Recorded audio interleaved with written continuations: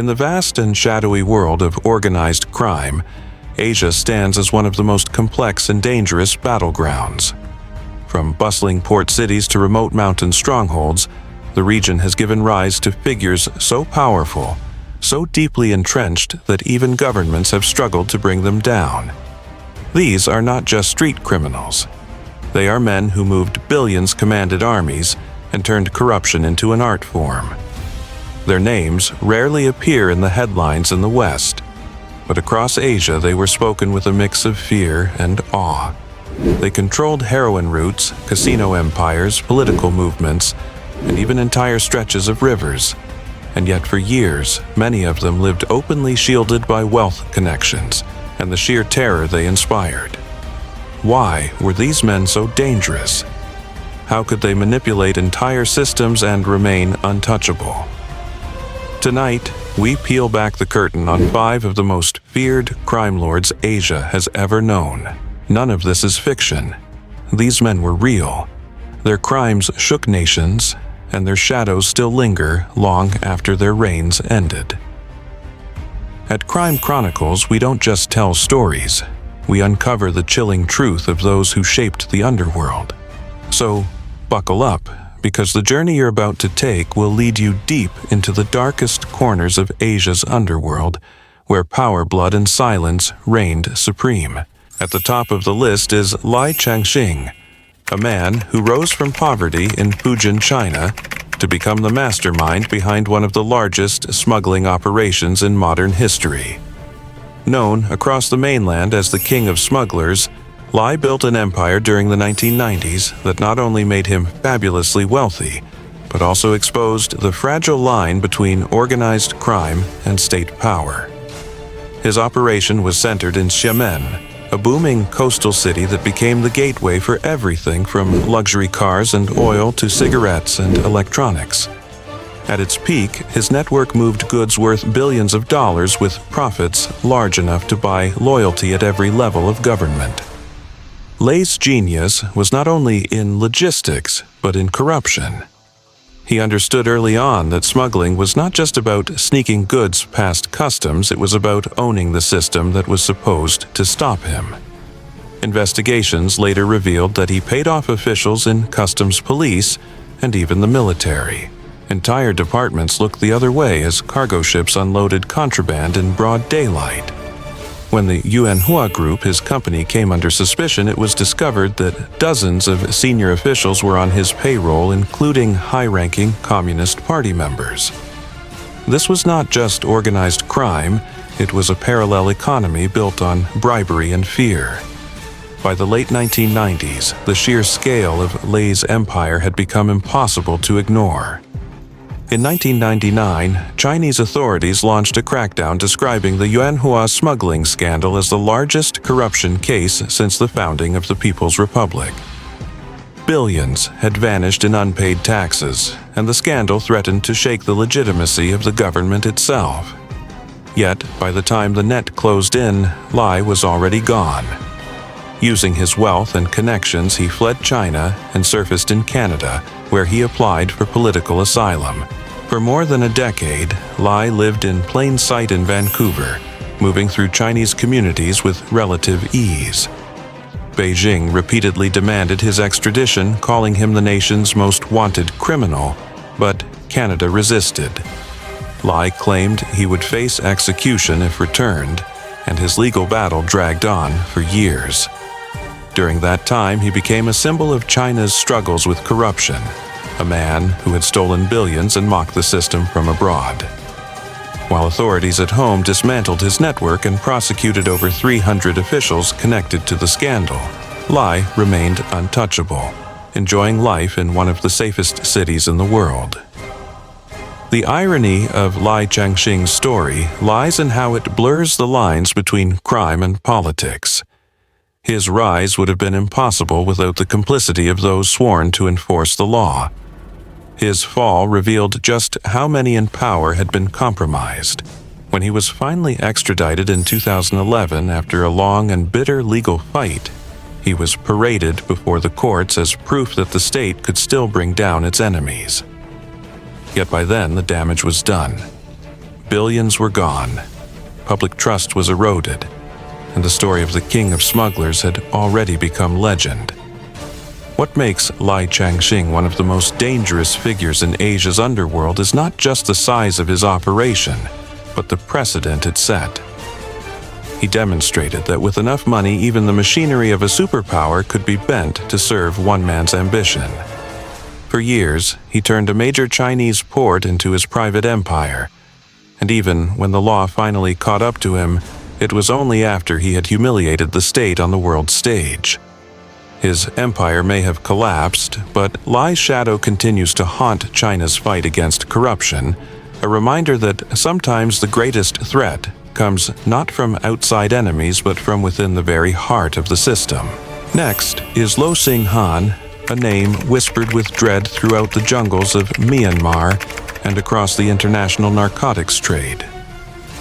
If Kun Sa was called the Opium King, then Lo was the man who perfected the art of transforming blood-soaked opium fields into a global heroin empire. Born in the Shan state, Lo rose during the 1960s, a time when Myanmar's fractured politics and endless civil wars turned entire regions into lawless frontiers. He began as a militia leader commanding armed men in the Golden Triangle, but quickly realized that real power did not come from politics or ideology, it came from drugs. Lo's first step was forging alliances with whoever could protect his business. At times, he cooperated with the Burmese military. At others, he struck deals with local warlords. His brilliance lay in adapting to shifting political winds, ensuring that no matter who was in power, his heroin kept flowing. By the 1970s and 1980s, Lo had become infamous as one of the chief suppliers of heroin flooding into the United States and Europe. Western authorities labeled him the godfather of heroin, but in Myanmar he was often treated as a necessary evil, a man whose operations provided both income and leverage in a region torn by rebellion. What made Lo particularly dangerous was his ability to straddle two worlds. On one hand, he was a ruthless trafficker, accused of fueling addiction epidemics that destroyed lives across continents. On the other, he reinvented himself as a businessman, establishing Asia World, a conglomerate that invested in ports, roads, and even energy projects. To the outside world, Asia World appeared legitimate, even partnering with multinational corporations. Yet, behind its glossy facade, investigators believed it was a money laundering vehicle built on decades of heroin profits. This dual identity allowed Lo to move freely between the shadows and the spotlight, attending official functions one day and orchestrating shipments of narcotics the next. In the 1990s, Lo's influence reached its peak. His company was awarded contracts for major infrastructure projects, effectively embedding his legacy into Myanmar's development. Western governments accused him of laundering billions through these projects, but local authorities shielded him, valuing his wealth and connections more than international criticism. Even when the U.S. Treasury Department blacklisted Asia World, Lo remained untouchable inside Myanmar, protected by layers of political and military relationships. But Lo's story was not just about personal wealth. It was about how one man could weaponize instability and corruption to create a narco-state within a state. Entire communities in Shan State were dependent on opium cultivation, and Lo exploited this desperation, buying loyalty with cash and firepower. His forces patrolled vast stretches of jungle, enforcing his will with brutal efficiency. Those who opposed him often disappeared. Those who cooperated enjoyed his protection and the illusion of stability in an otherwise chaotic region. By the time of his death in 2013, Lo had already passed the torch to his family. His son, Stephen Law, continued to run Asia World, ensuring that the dynasty lived on. For the people of Myanmar, Lo was a paradox, a criminal who brought both suffering and development, a trafficker who helped build roads and ports. For the world, however, he was one of the most dangerous figures in the history of the drug trade, a man whose empire stretched from jungle battlefields to international boardrooms. Hsing Han's reign proves that danger in the underworld is not always about guns and violence, it is about invisibility. While the world focused on flamboyant drug lords who posed with gold and guns, Lo quietly built an empire that altered the balance of global narcotics. He showed that with cunning patience and the right political connections, a trafficker could become a statesman in everything but name. And in doing so, he blurred the line between crime and governance, leaving behind a legacy as enduring as it is terrifying. Following him is Chang An-lo, better known by his chilling nickname, the White Wolf. Unlike many crime lords who rose from slums or jungles, Chang's path into the underworld was shaped by ideology, espionage, and cold-blooded violence. Born in Taiwan in 1948, Chang first served as a military intelligence officer, trained in the arts of surveillance and counter-espionage.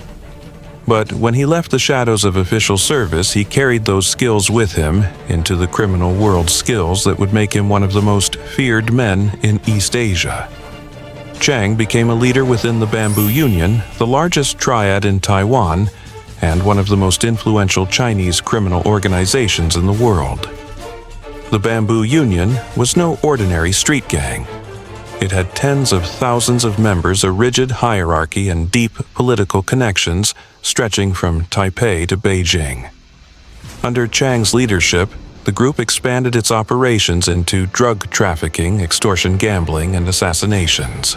It was during this time that Chang earned the name White Wolf, a reflection of both his ruthlessness and his ability to survive when others around him fell. One of the darkest chapters in his career was the 1984 assassination of Henry Liu, a Taiwanese-American journalist living in California. Liu had written a biography critical of Taiwan's ruling regime, and his murder inside his own home shocked the world. Investigators traced the killing back to operatives of the Bamboo Union, allegedly under the direction of Chang. The incident triggered an international scandal with the United States government demanding answers, and Taiwan's leadership scrambling to contain the fallout. While Chang denied direct involvement, his reputation as a political hitman was cemented. From that point on, the White Wolf was seen not just as a gangster, but as a tool of state power, willing to silence dissent beyond Taiwan's borders.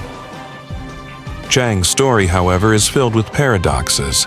After being arrested and serving prison time in the United States for drug trafficking, he returned to Taiwan and reinvented himself not merely as a crime boss, but as a political figure.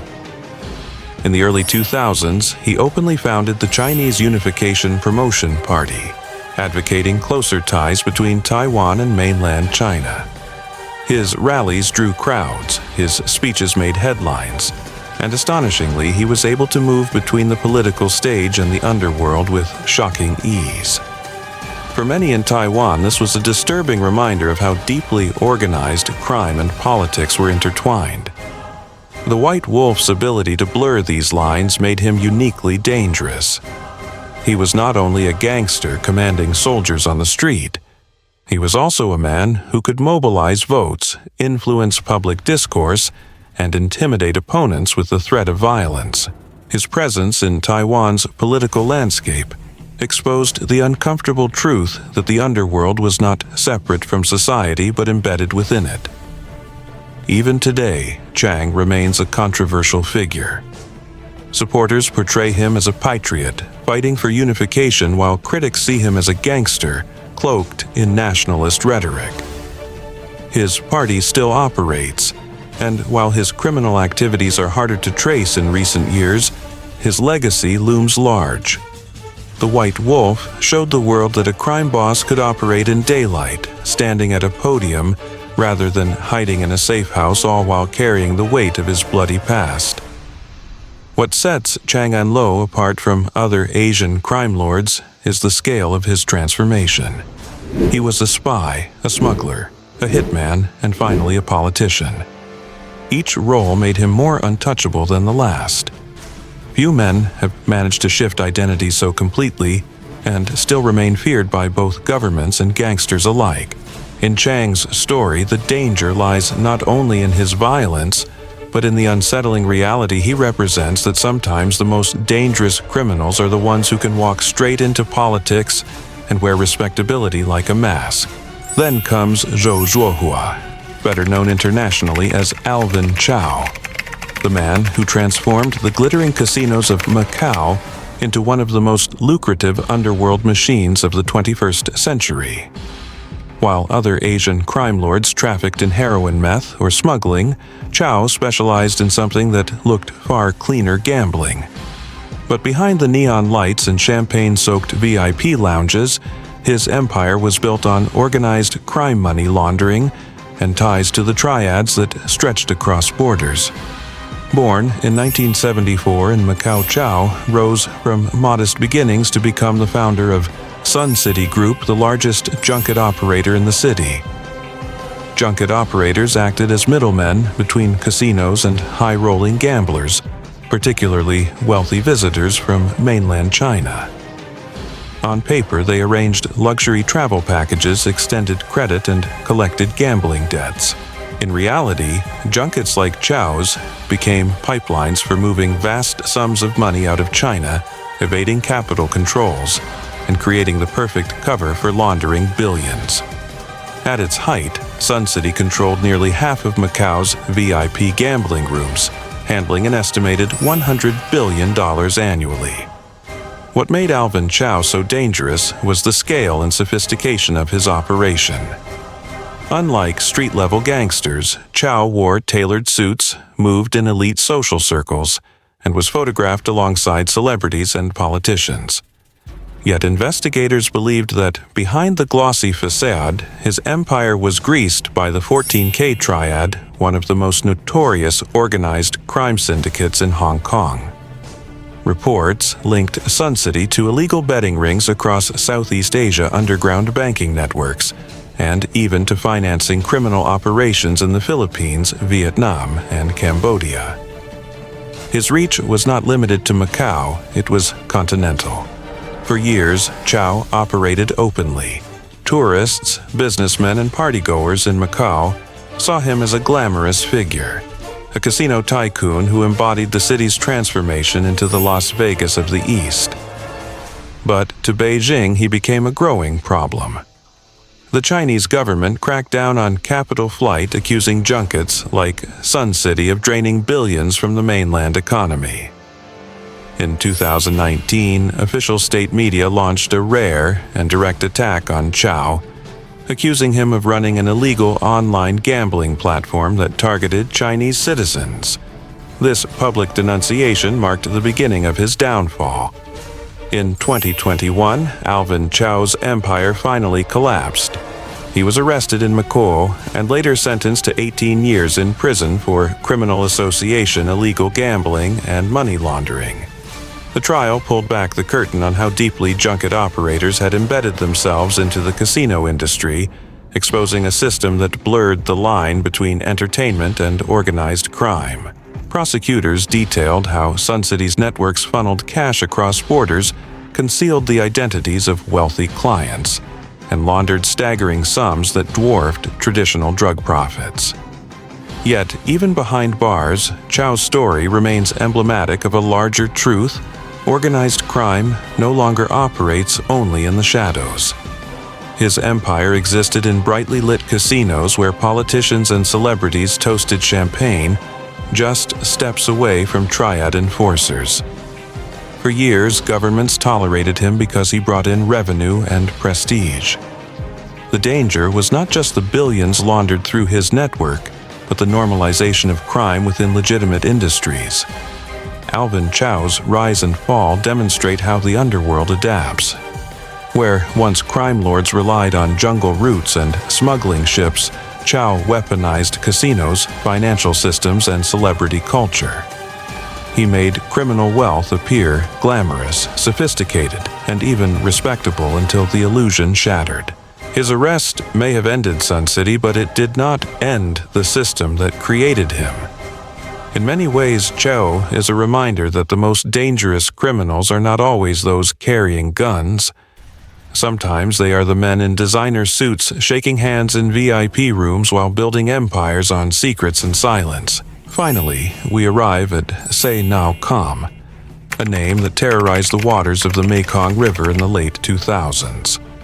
Unlike the polished casino tycoons or globe-trotting smugglers, Naw Kham was a warlord pirate, a figure straight out of a nightmare for anyone traveling the river that cuts through Myanmar, Laos, and Thailand. To fishermen, traders, and even law enforcement, he was known as the River Pirate of the Mekong, a man who used violence, kidnapping, and extortion to carve out a floating empire in one of Asia's most lawless corridors. Naw Kham's rise began in the chaos of the Golden Triangle, where state control was weak and armed groups thrived. He started as a lieutenant for drug syndicates, moving shipments of meth and heroin across porous borders. But by the late 2000s, he had established his own militia of several hundred men.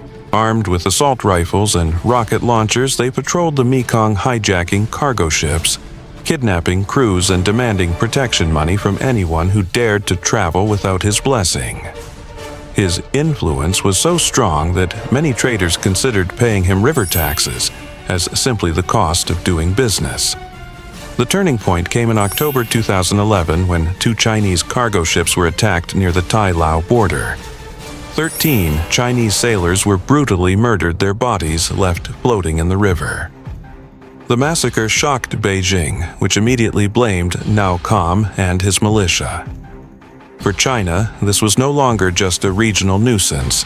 It was an international crisis that demanded action. In a rare display of cross-border cooperation, Chinese, Lao-Burmese, and Thai authorities launched a joint manhunt. For the first time, China even deployed police forces outside its borders to capture a foreign criminal. After months of pursuit, Naw Kham was finally tracked down and arrested in Laos in April 2012. He was extradited to China, where he stood trial in front of live television cameras. The proceedings were meant to send a clear message: no one, not even a warlord, hiding in the jungles of Southeast Asia could escape Beijing's reach.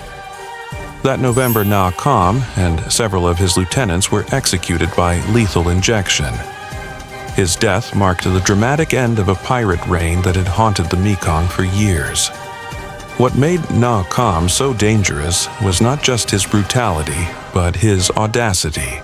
He operated in a strategic region where 4 countries meet, exploiting weak governments and border politics to build his power. His militia blurred the lines between crime insurgency and war, leaving ordinary people trapped between his demands and the indifference of distant capitals. The Mekong Massacre of 2011 highlighted the risks of letting warlords operate unchecked, proving that a single crime boss could destabilize an entire region and draw in the fury of a superpower. In the end, Sai Naw Kham became both a symbol and a warning. He showed how quickly a local pirate could grow into a regional threat, and how fragile order can be when crime thrives in the cracks of weak governance. His execution may have ended his personal reign, but the conditions that allowed him to rise, the poverty, the corruption, the lack of control along Asia's frontiers remain. And that is why his name still lingers on the Mekong, a ghostly reminder of how dangerous one man with guns and ambition can become. From Lai Changxing's billion-dollar smuggling empire in China to Hsing Han's heroin dynasty in Myanmar, from Chang An-lo's transformation into the White Wolf of Taiwan to Alvin Chau's casino machine in Macau, and finally to Sai Naw Kham's bloody reign on the Mekong, these 5 men reveal a chilling truth. Asia's underworld is not a shadow separate from society. It is woven into politics, business, and even international relations. Each of them thrived because systems failed, because corruption, weak governance, or sheer greed allowed them to operate in plain sight. What makes their stories terrifying is not only the violence they commanded, but the reach they achieved. Lai turned an entire port city into his private fiefdom. Lo reshaped the global heroin trade. Chang crossed the line between gangster and politician. Chau made crime look glamorous inside glittering casinos. Naw Kham turned a river into his personal killing ground. Together, they show us that organized crime in Asia is not just about gangs. It is about empires built on blood and silence. And yet for every one of these names that has been exposed, there are countless others who remain untouchable. How many more untouchables still operate beyond the law protected by money, fear, and influence? How many more empires remain hidden, waiting for their stories to surface? At Crime Chronicles, we bring those stories into the light, because only by understanding how these men built their power can we begin to grasp the true scale of the underworld that still shapes our world today.